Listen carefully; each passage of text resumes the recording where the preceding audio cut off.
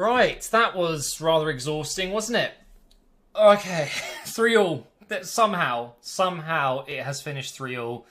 Liverpool fans, I'm guessing, the space of 15 minutes, you've gone from we're 2-0 up, we're going to beat Arsenal again, and then suddenly, somehow, you're 3-2 down in the space of 10 minutes. It's just that those 15 minutes must have been absolutely just horrendous as a Liverpool fan. And you know what?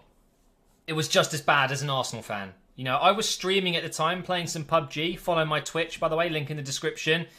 And I saw it was 2-0 and I thought, great. Perfect. We're just shocking. We really are. But then suddenly out of nowhere, I don't want to say lucky goals, but 3 goals that maybe we wouldn't have scored on another day. I mean, that's just a bit of quality, really, isn't it? And the flick from Lacazette. I mean, okay, yeah, I should just go ahead and say it. Those 3 goals were amazing goals, but also pretty poor defending on Liverpool's part. So 3-2 up, and it's like, oh my God, we could go on and get a 4th here and win this game comfortably. But then, of course, we go ahead and throw it away, and it finishes 3-all. So if you were a neutral watching this game, you picked the right game to watch, because that was one of the best games of the season so far from a neutral's perspective. But as an Arsenal and a Liverpool fan, I think we're all quite relieved it's over, and 3-all probably was a fair result. But, you've got to look at this realistically. As an Arsenal fan especially, this is 3 goals conceded at home, which is not good enough. We've been good defensively recently. I know Monreal looks like he's picked up an injury. He was swapped out at half-time for Mustafi, who I thought had a good second half. When you concede 3 goals at home, I mean, it's not good enough, is it? But the thing is, I was saying on the stream at the time that Arsenal and Liverpool are in very similar situations, I feel, where the attack is just better than the defence. It's just there's an imbalance there. When you look at other teams, okay, let's take a look at Man City. Of course, going forward, their midfield and their attack is probably the best in the league. You could almost say the best in the world right now. They're just unstoppable. But at the back, they're solid this year. They're not conceding too many goals. They're not perfect. Don't get me wrong. They've got injuries. They've had to play Fabian Delph at left back for most of the season so far. So they're only going to get stronger, when Mendy comes back. I feel like they represent a more balanced outfit. They've got a much stronger defence than Arsenal and Liverpool, for example. And they've got the better attack, of course. But it's not like they're top-heavy. That's what I'm trying to explain. Arsenal and Liverpool, I think, are top-heavy. We're too unbalanced in the squad. In terms of going forward, we're much better than we are going back. And that is something that both teams need to fix, especially Arsenal. If we really want to be taken seriously and get back into the Champions League and start winning trophies consistently, I get it that we have done quite well with the FA Cup recently. I mean, that's pretty consistent. 3 in 4 years, I think it is. So it's just, I feel like if we don't invest in a centre-back in January, it's a big problem. It's a big, big problem because it's glaringly obvious that we need to reinforce. Even if it's a young player that has the potential to be a great, just having someone else, because you can clearly see that, we're having Monreal play as a centre-back this year for the first time. He looks good there. He's done quite well for us. But of course, if he's injured now, who knows how long he'll be out for. We've only got Chambers and Holding as our young players that are kind of backup. Still unsure about Chambers. I think he did well in the last game he played, but it's Chambers. I think Holding is the better player. And then we've got Koscielny, Mustafi and Mertesacker, who's obviously retiring at the end of this season. Who knows what's going to happen with Mustafi? He was supposedly leaving in the summer.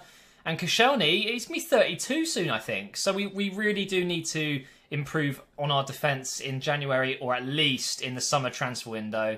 I feel like letting Gabriel go was silly. He looks really good this season for Valencia. I'm not sure what happened there. Maybe he wanted to leave. I knew he had problems and struggled learning with the language and communicating with the team. So, yeah, I guess we don't know too much about that.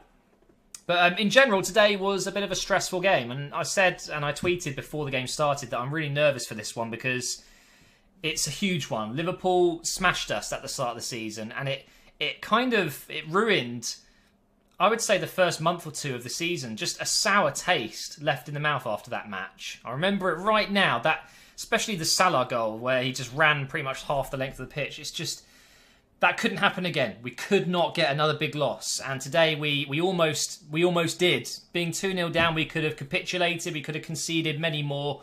with Mane, Salah on the break, Bobby Firmino. Oxlade came on, powerful player, very quick player. It could have been so much worse, but thankfully those 10 minutes of just brilliance from Arsenal dug us out of a hole. I don't really think that Arsenal had a man of the match today. I would say that everyone was equal and average. There were moments of brilliance from Xhaka. His goal was fantastic. I think Mesut Ozil's finish as well. The flick from Lacazette, and then Mesut Ozil does something. When he scores goals like that, he doesn't strike the ball properly. Like, if my hand's the ball, he doesn't just hit it. He goes like down on it, down, and the ball goes up. He kind of just chops it, and it's fascinating. You don't really see that kind of finish very often. It seems very Mesut Ozil-esque. It's so out of the ordinary, but it works because the way his leg strikes the ball, the keeper looks confused. Mignolet was, I guess, thinking he's going to drive it near post, but instead the ball's going over him. You just think, how? Absolutely brilliant. And Mesut Ozil, you know, he's had his criticism, and I've mentioned it in the last few Operation Arsenals, I should say. At the moment, he's probably our best player. He's playing some brilliant stuff right now. He's really in form, and I'm really enjoying watching him play. And part of me hopes it's not because he wants to put himself in the shop window, because he wants to move away.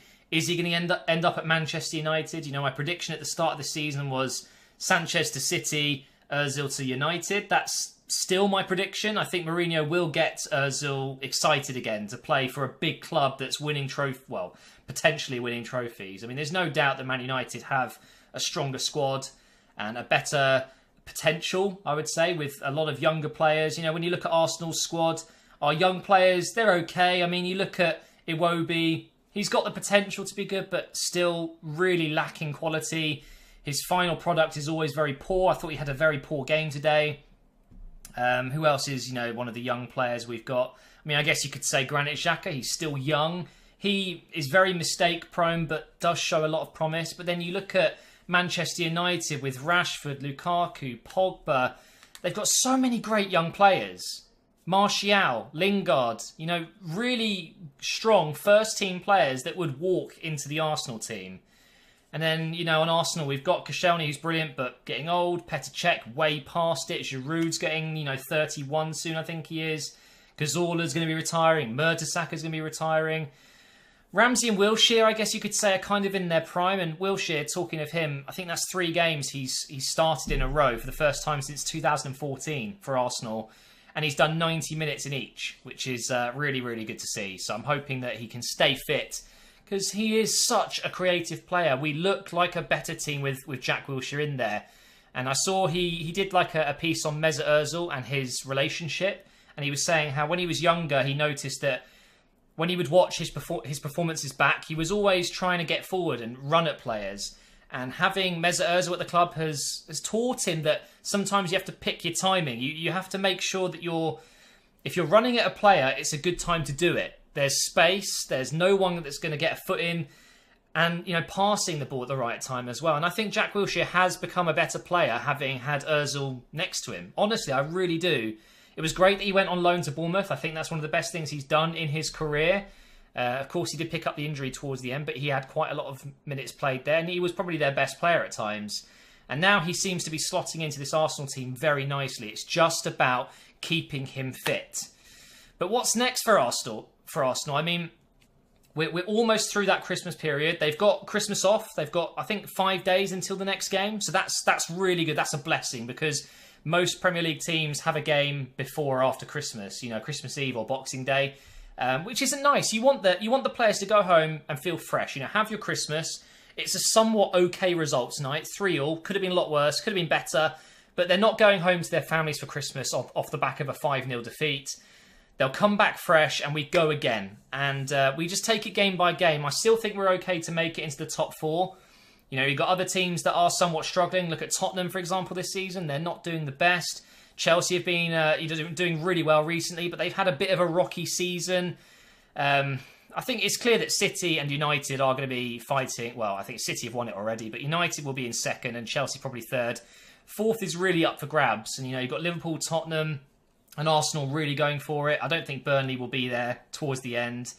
And some other teams could creep into the picture, but I do think if we if we can get some good form going, like we have been able to this season, where we get on a nice run, we will recover, and I think that we will make it into the top 4.